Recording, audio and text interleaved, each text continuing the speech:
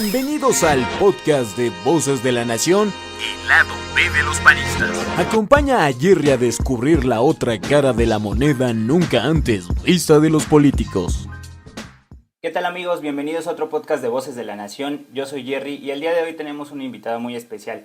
Ella es diputada federal por el estado de Zacatecas y actualmente es vicepresidenta de la mesa directiva de la Cámara de Diputados. Ella es Noemí Luna. Noemí, ¿cómo estás? Jerry, muy contenta de poder estar hoy aquí. Sin duda, la nación siempre va a ser un símbolo de identidad para el panismo y por eso me siento muy honrada de que me hayan invitado. No, los honrados somos nosotros. Gracias por estar aquí en esta etapa del podcast de Voces de la Nación.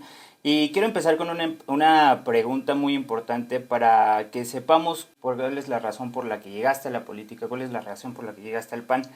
¿Cuál es la historia de Noemí Luna? Estoy enamorada del humanismo político. Quiero platicarles que conocí el PAN con 16 años. Okay. Evidentemente había oído del partido, de lo que hacían. Sin embargo, me atrevo a decir que lo conocí cuando entendí su doctrina y fue en un campamento de acción juvenil donde oí por primera vez la palabra subsidiariedad. Incluso era ¿con qué se come? Claro. Pero entendí que era la respuesta al dolor, como decimos los panistas, la respuesta al dolor evitable, tratar de hacer lo que nos corresponde cada uno para cambiar la realidad de nuestro prójimo. Y me enamoró la política porque estoy convencidísima que es la forma más directa de transformar la realidad que no nos gusta, de ayudar, de servir, y por eso decidí estudiar Ciencias Políticas y Administración Pública y dedicarme de lleno. Perdón que te interrumpa, pero para la gente de afuera el concepto de dolor evitable es un poco difícil de entender. ¿Cómo podemos entender un poquito más este concepto? Te agradezco muchísimo la pregunta porque efectivamente luego hablamos como panistas claro. Y se nos olvida explicar. Bueno, hay dos tipos de dolor. El dolor que no podemos evitar, ese que va a suceder porque está fuera de las manos de un humano que suceda o no. Sin embargo, hay otro dolor que es el que podemos evitar. Por ejemplo, cuando hay un gobierno que es corrupto, que roba, eso ocasiona que haya un déficit en el municipio y eso ocasiona que no haya el dinero necesario para políticas públicas para apoyar a los que más necesitan. Ahí es un dolor que pudiste haber evitado si claro. Como gobierno hubieras actuado de manera ética. Ese es el dolor evitable, el que infringe un humano sobre otro humano claro. Y que se puede evitar. Y creo que al final del día esa es la base principal de Acción Nacional, evitar eso, hacer lo que esté en las manos de cada una y de cada uno de los políticos para ayudar, para hacer lo propio, para que cada día las y los ciudadanos vivan mejor. A ver si entendí. Entonces el dolor que no se puede evitar es el dolor. Ese proviene de Dios, ese está imposible. Puede ser cualquier cosa meteorológica o esto, y el dolor evitable puede transformarse en políticas públicas, puede transformarse en acciones que eviten algo que las personas tengan ese tipo de dolor, ¿no? Es correcto. Y bueno, al final del día esto es lo que me apasiona, reitero, porque creo que la política siempre debe ser usada para servir. Y por eso estoy aquí ahora como diputada federal. ¿En dónde creciste? ¿Qué estudiaste? Yo soy de un municipio muy chiquito, Tepechitlán, que está al sur de Zacatecas, y ahí pasé mi infancia, mi adolescencia. Después me fui a estudiar Ciencias Políticas y Administración Pública a la capital de Zacatecas y ahí me casé, ahí me enamoré y ahí me establecí. Pero vengo de una familia, si me permite, Jerry, platicarlo, sí, claro. Donde ninguno de los integrantes estaba en política. Es decir, mi papá ni siquiera tuvo la oportunidad de tener licenciatura. Fue un hombre de trabajo, un ganadero, agricultor. Mi mamá, una mujer de verdad, yo creo que muy preparada, pero que nunca tampoco es profesionista. Entonces, creo que el que mis hermanos y yo seamos la primera generación que ya tuvimos un título universitario, pues iba marcando también cómo te vas desarrollando en la vida. ¿Y qué te decía tu familia cuando te empezaste a meter en la política? Me da risa porque cuando les dije voy a estudiar ciencias políticas y administración pública, mi papá me dijo, te vas a morir de hambre, estudia otra carrera, después ya te eliges un posgrado relacionado. Mi mamá se infartaba porque lamentablemente, y creo que todavía sigue pasando, muchos creen que política es sinónimo de corrupción, que política es sinónimo de lo más oscuro, de lo más feo. Entonces mi mamá se infartaba porque me decía, es un ambiente horrible. Sin embargo, yo estaba decididísima y te digo que me da risa porque en Zacatecas no había la licenciatura en una universidad pública. Entonces cada vez me decía mi papá, toma tu capricho, pero te vas a morir de hambre. Pero bueno, al final del día yo estoy convencida de que debes dedicarte a lo que te apasiona, claro, al margen de si reditúa o no económicamente. Claro, y creo que en la política hay que tener este oficio, ¿no? Hay que tener mucho aguante, y si te apasiona, pues no lo haces pensando en qué te puede atribuir, ¿no? Sino en qué puedes ayudar a los demás, en cómo puedes ayudar al país para mejorarlo, ¿no? Entonces, por ejemplo, ¿qué le dirías ahorita a los jóvenes que están pensando en que la política es lo peor que puede haber en el país? Mira, son dos cosas. Me gusta poner un ejemplo muy, muy simple. Si pasas en tu casa por un pasillo donde el foco está fundido y diario pasas y dices, ¡ay, el foco está fundido! Claro. Y mi papá no lo cambia. Claro. ¡Ay, el foco está fundido! Y mi mamá no lo cambia, pues así va a seguir. Si agarras una escalerita, te subes y lo cambias, vas a solucionar tu problema. Al final del día, a grosso modo, eso es la política. Si no te gusta cómo se lleva a cabo las cosas en tu estado, en tu municipio e incluso en el país, pues involúcrate, métete para cambiar esa realidad. Y ese es el primer consejo que le daría a los jóvenes. El segundo, fíjate que tuve una experiencia que se me hace triste. Mucho tiempo fui maestra de Derecho Constitucional, justamente para quienes estudian Ciencias Políticas y Administración Pública. Y te digo que triste porque me encontré varios alumnos que creían que la política era el camino más corto para enriquecerte. Y la verdad es que jamás debes percibirlo así. Al final del día, como te decía, la política es esa praxis de poder, o sea, esas formas de poder, pero que deben ser usadas como un medio para el servicio. Claro, totalmente de acuerdo. Oye, y también nos interesa saber un poco más de lo que le gusta a Noemí Luna. ¿Te gusta la música, las series? ¿Qué te gusta a ti como persona? Me apasiona, después de la política, mi segunda pasión, la charrería. Fui casi 15 años escaramuza charra y la verdad es que me encanta porque siento que aparte que es el deporte nacional, es como un tema muy, muy patriótico, es un estilo de vida, amo los caballos, me gusta mucho leer, me gusta también convivir con mi familia, que ahora pareciera un lujo porque lamentablemente pues estoy acá y mis dos hijos siguen en Zacatecas. Me gusta mucho el cine. Me gusta mucho la naturaleza, si puedo acampar y quedarme sin ninguna comodidad, lo haría encantada. Claro, ¿qué tipo de cine te gusta?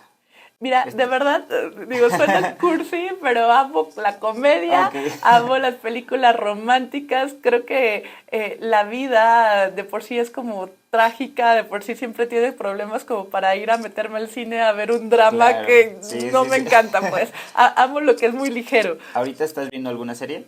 No, lamentablemente, sí, no me van a creer, pero tengo meses que no veo nada y que si la televisión se prende en mi casa es para ver caricaturas. Bueno, porque están mis hijos. Me imagino porque la agenda en la Cámara de Diputados está muy difícil, y ahorita más con el tema de tu nombramiento como vicepresidenta, que felicidades por ese nombramiento. Gracias. Estás poniendo en alto a las mujeres del PAN y a las mujeres de todo el país.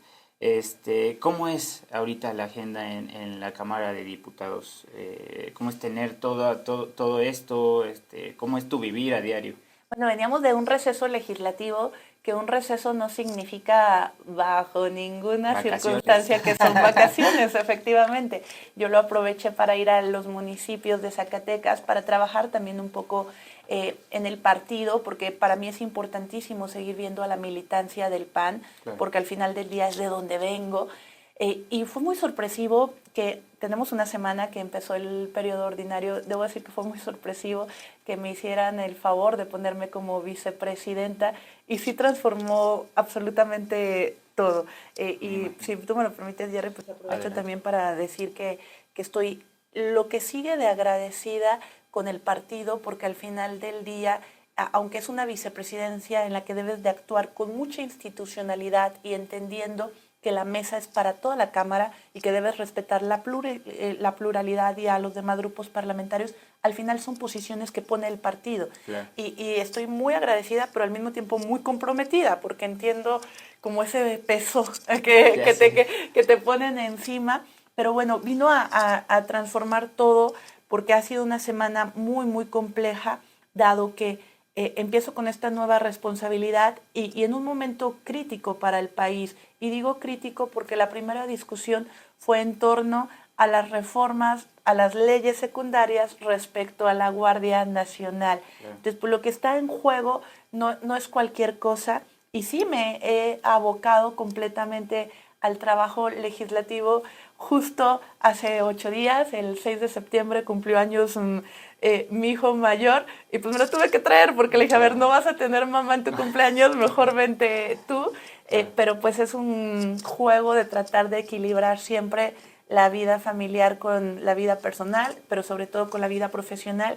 Y yo entiendo, y incluso es un poco doloroso, pero así es, que primero está México, aún sobre mi familia. Entonces, pues tengo que estar al 100 en este encargo. Claro, pero aparte está siendo un ejemplo para las mujeres de México, porque, bueno, tu historia lo dicta, y también para las niñas o para las adolescentes o para las mujeres que te están viendo ahí representando no solo a un partido ni a una ideología, sino a las mujeres de México, que sepan que se puede llegar ahí, y que sepan que o sea, sí lleva un tiempo y lleva un esfuerzo y lleva una dedicación, pero nada es imposible, ¿no? Nada es imposible, Jerry. De verdad que si a mí todavía hace 2 meses me hubieran dicho que iba a ser vicepresidenta de la Cámara, igual y no te la creo.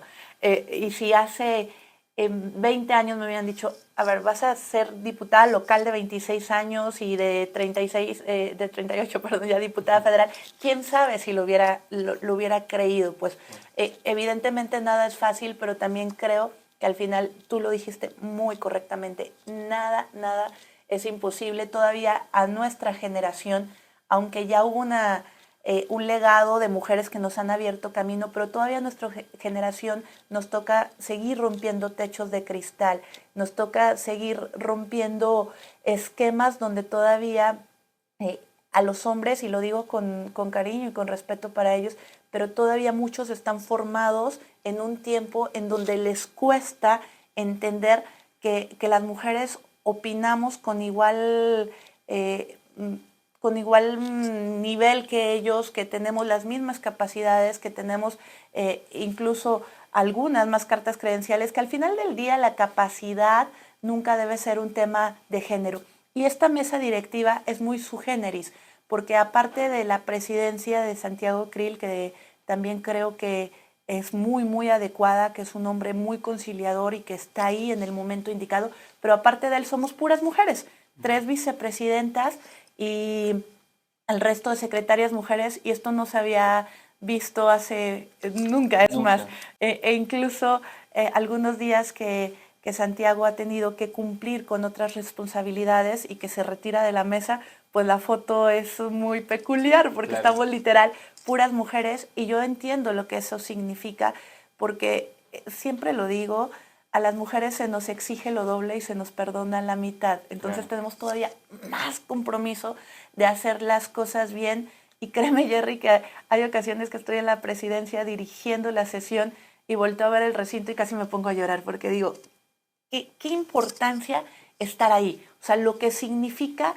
de verdad no es menor. O sea, al final del día, como república, debemos de privilegiar la división de poderes y entender que estás presidiendo uno, más que el sentirte importante, al revés, o sea, siento el peso así de, o sea, debemos defender la patria como nunca y estar ahí de verdad, es una honra. No, pues muchas gracias por defender pues los valores y todas estas causas y por representar a las mujeres dignamente, ¿no? Ahí en la mesa directiva. Sé que estás en la Comisión de Transparencia, que es uno de los temas más relevantes en este sexenio, ¿no? Es uno de los gobiernos más opacos que puede haber. ¿Nos puedes contar un poquito de lo que se ha vivido ahí? Estaba, porque hay que recordarle a quien nos escucha que toda vez que estás en la mesa directiva dejas las comisiones. Pero el primer año legislativo, pues sí, también tuve la responsabilidad de estar en la Comisión de Transparencia y Anticorrupción y de ser vicecoordinadora de Transparencia y Acceso a la Información Pública. Y sí, sin duda también es una responsabilidad enorme porque este gobierno se ha caracterizado, a mi criterio, por varios pecados, o sea, y los llamo así, pecados, porque ha engañado, y eso creo que todavía es más grave. Viajar con la bandera anticorrupción y ser corrupto me parece terrible, y es lo que está haciendo. Se aprovechó del desencanto, del enojo, de la inconformidad que teníamos, me incluyo, casi todos los mexicanos, de un sexenio, el de Peña Nieto, que se había marcado por los excesos de corrupción. Se aprovechó de eso Andrés Manuel para enarbolar la bandera anticorrupción, llegar al gobierno, pero está haciendo las cosas aún peor. Estamos hablando que prácticamente de todas las obras que se han hecho en lo que va de este sexenio, un 90% ni siquiera tiene... no se rige bajo el marco normativo, o sea, se dan las adjudicaciones directas. Estamos hablando de que pone a los militares a construir obras porque eso significa que puede darles el carácter de obras de seguridad nacional y con esto ser totalmente opaco, no rendir cuentas de a quién se contrata, de cuánto se gasta, y la verdad es que eso es muy, muy lamentable y sí da mucho coraje porque aparte otro de los pecados que a mí me parece que no se puede perdonar es que ha normalizado lo que no debe ser normal. Él dice, no me vengan con que la ley es la ley, saca a sus precandidatos fuera de la normatividad electoral y los placea, y hay quienes se lo perdonan, ¿no? O sea, aunque a veces las y los panistas con muchos argumentos, con mucho fondo, con elementos decimos, oye, esta es la realidad del país, pues no falta quien diga, sí, pero el PRI robó más, y el PRIAN, o sea, matan el argumento con un simplismo terrible que le está haciendo mucho, mucho daño a México, y eso es muy, muy preocupante. Tú lo dices correctamente, Jerry, estamos en el gobierno más corrupto que ha tenido México, pero lo más triste es que hay quien se lo perdona. Y yo no me canso de decir que pareciera que hay que meterte al manto protector de Morena, de la Cuarta Transformación, para que se te perdone todo lo que hiciste en el pasado, y eso no puede seguir sucediendo. Entonces sí, la Comisión de Transparencia juega un papel primordial, porque si bien la transparencia no es la solución total a la corrupción, sí es un elemento que impide que siga habiendo, pero hay un retroceso muy, muy complicado. O sea, yo me acuerdo todavía en el 2007 que yo era estudiante de ciencias políticas, y hablar de transparencia, hablar de acceso a la información era como novedoso. Pero ahora, en pleno 2022, parece que retrocedimos hasta esos años. O sea, hay un cero respeto e incluso agresión a los organismos autónomos como el propio Instituto Nacional de Transparencia, o sea, cosas que no sucedían ya, en las cuales ya habíamos avanzado significativamente y ahora vuelven a esos escenarios donde tenemos un presidente que piensa que por ser presidente puede ocultar todo. Y al final del día, la información que está sobre el escritorio de un funcionario público es pública y así debería ser. Claro, y como dices, a este gobierno le gusta transgredir la ley y el PAN, lo que he visto es que el PAN ha llegado hasta las últimas instancias y también el gobierno de Morena ha presionado hasta los magistrados, ¿no? En varias ocasiones. Entonces, digo, aquí hay que entender varios conceptos. Las leyes se crean para poder convivir en una sociedad, para no transgredir las libertades de las demás personas, pero parece que a este gobierno no le importa nada de esto. Mira, Jerry, siempre me he sentido orgullosa de ser panista porque tenemos un legado histórico por demás interesante, porque tenemos una doctrina que siempre va a servir como brújula de dirección en nuestro actuar, pero hoy más que nunca me siento orgullosísima, porque el PAN sí representa la esperanza de México, porque el PAN sí ha estado ahí para señalar los errores de este gobierno, aun cuando es impopular. Hace rato que platicábamos de lo que significa la política y que debe de estar al servicio. Yo creo que la política es una de las actividades más ingratas, porque aunque hagas todo con mucha conciencia, aunque le dediques todo el tiempo, siempre va a ser motivo de crítica. Sin embargo, creo que el PAN, pese a que es criticado y pese a que luego sales al país e incluso militantes del PAN te dicen, oye, ¿dónde está el PAN? No hay oposición. Y dices, pero estamos dando la vida. Sí. O sea, hemos estado ahí en la legislatura gritando, estamos ahí señalando, con el riesgo que significa con un gobierno al que no le gusta que nadie opine distinto. Entonces, más que nunca me siento muy orgullosa del PAN y menciono todo esto justo por lo que tú comentabas. Yo no veo diferencia entre 1939 y 2022. Ha habido un retroceso de tal magnitud que volvemos a un gobierno dictatorial, que volvemos a un gobierno donde es la ley de Herodes. Si lo dice el presidente es correcto, al margen de lo que mandate la Constitución, las leyes y los reglamentos. Él determina lo que es bueno y lo que es malo. Él determina si un funcionario es bueno o es malo. Y eso de verdad es un retroceso terrible. Y en este momento, ser oposición, en este momento, ser congruente, pues es un riesgo terrible, pero ahí ha estado Acción Nacional para hacerlo y eso sin duda siempre va a significar una esperanza para el país. Claro, y las personas en general lo que ven es sí la crítica a López Obrador y todo esto. A lo mejor no están enterados o no saben cómo funcionan todos los organismos y todo esto, pero ¿sabes qué? Lo que sí saben es que van al súper o van al mercado y ya no les alcanza para la comida, y ya no les alcanza para darle de comer a sus hijos de buena manera o para mantenerlos como debe de ser, ¿no? Mira, Jerry, hay algo que es más terco que el presidente de la República, solo hay algo más terco que la realidad.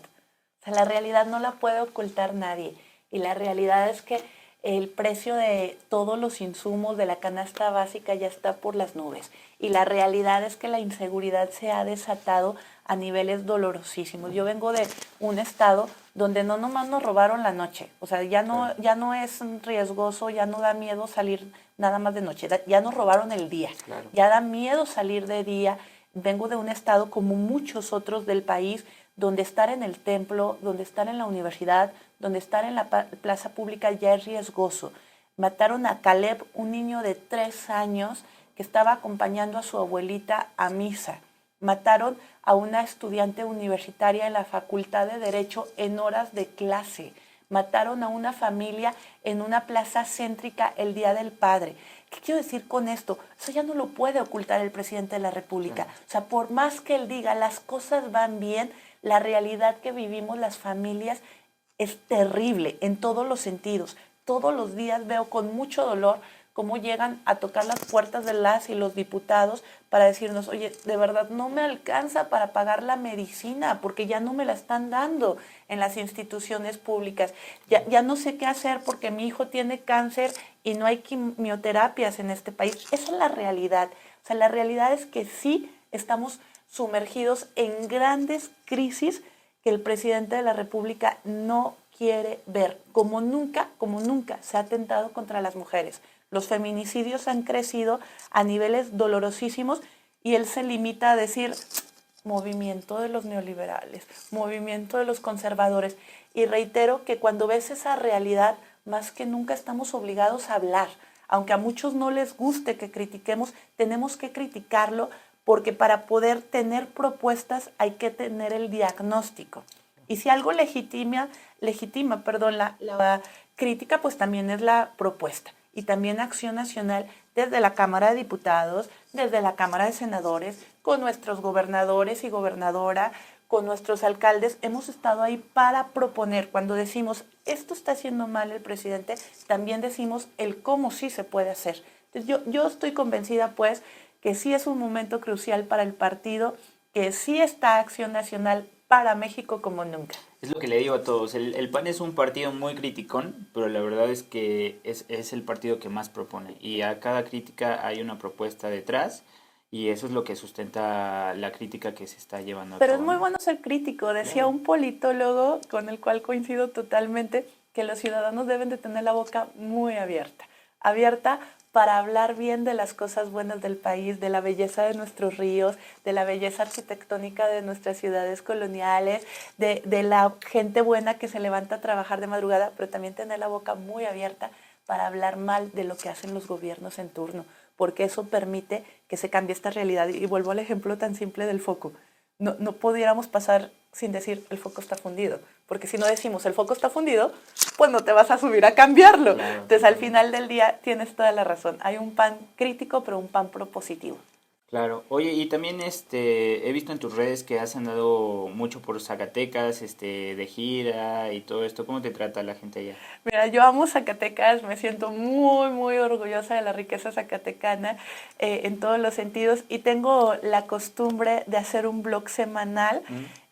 Lo saco todos los domingos para hablar de la gastronomía, de la cultura, de cualquier cosa del estado. Y fíjate que está muy padre porque por un lado la gente lo comparte, porque claro, no es como que esté hablando de política, sí, y hay a quien le da miedo claro, hablar de política, lamentablemente la gente lo comparte, la gente se identifica, pero lo más rico y lo que más me encanta de ese blog, conozco mi estado.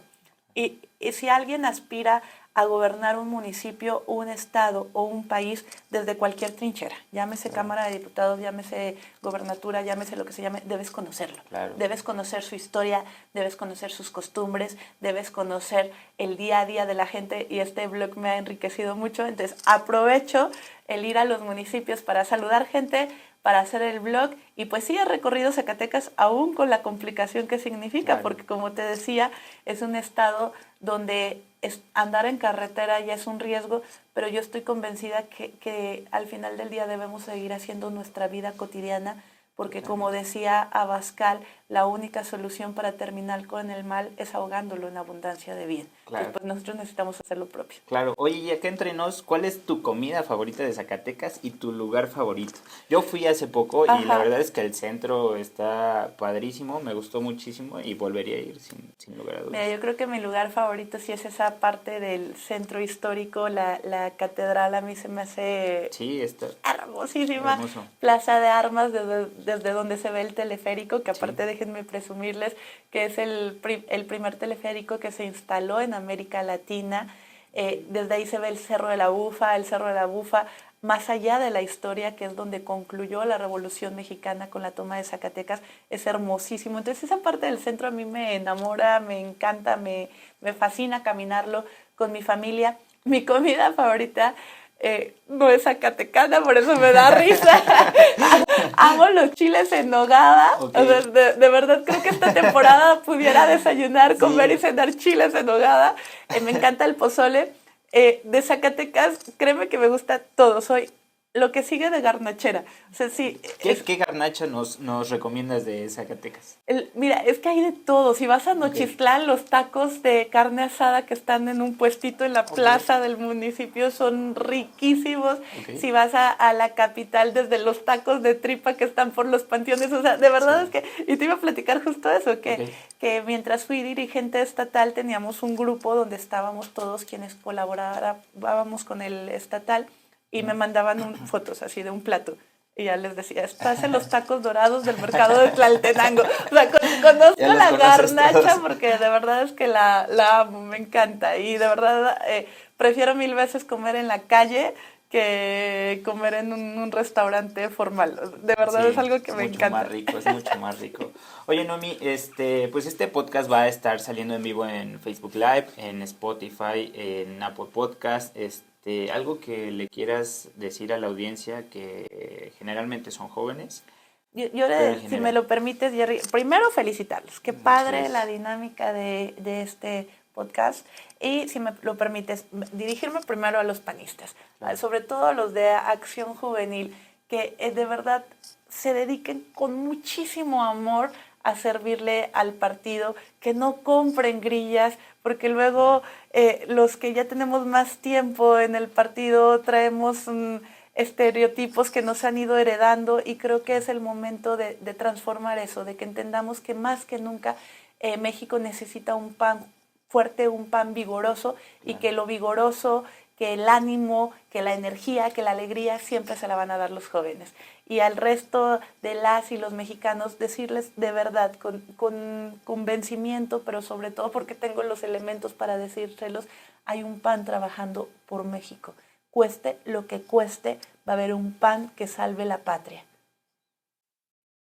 Muchísimas gracias, Noemí, gracias. Es un honor para nosotros que estés aquí, que nos regales un poco de tu tiempo. Sabemos que tienes una agenda muy apretada. Agradecer de verdad, y pues que nos sigan, porque también luego da flojera el canal del Congreso. Yo sé que solo lo ve mi mamá porque nos ve, pero que nos sigan, porque es importante estar atentos al debate, a cómo se desarrolla, porque tal vez nos ganen las votaciones, pero estoy convencida que nunca nos van a ganar el debate, porque nosotros estamos hablando con la verdad, y eso marca la diferencia. Claro, pues bueno, ahí los vamos a seguir muy de cerca. Muchísimas gracias, Noemí. Al contrario, Jerry, gracias. Hasta luego. Eso fue todo por hoy en el podcast Voces de la Nación, el lado B de los panistas. No olvides escuchar nuestro siguiente episodio. ¡Hasta la próxima!